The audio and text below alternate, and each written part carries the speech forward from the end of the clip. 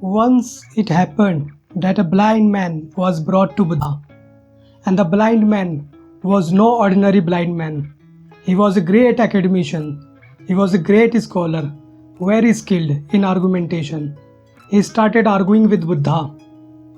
He said, "People say light exists, and I say no. They say I am blind, I say they are deluded. If light exists, then sir, make it available to me so that I can touch it.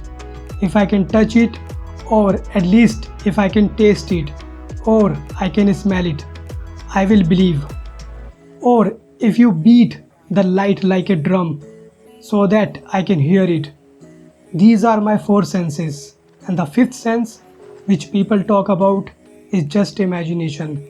People are deluded, nobody has eyes." It was very difficult to convince this man that light exists, because light cannot be touched, cannot be tasted, cannot be smelled, cannot be heard. And this man was saying that others were deluded. They don't have eyes. He was a blind man, but a great logician. He said, "Prove that they have got eyes. What proof have you got?"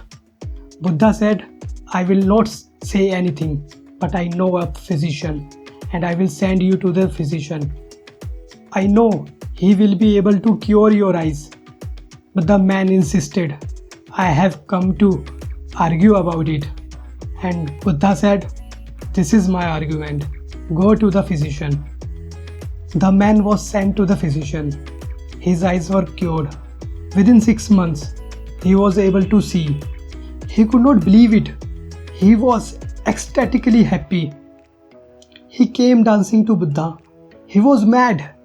He fell at his feet and he said, "Your argument worked." Buddha said, "Listen, it was no argument. If I had argued, I would have failed, because there are things which cannot be argued about, which cannot be explained, but can only be experienced." So, God is not an argument. It is not a syllogism. Nibbana or Nirvana is not an argument. It is not a conclusion. It is an experience.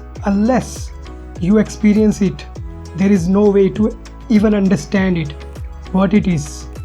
If you don't experience it, it's just absurd and meaningless.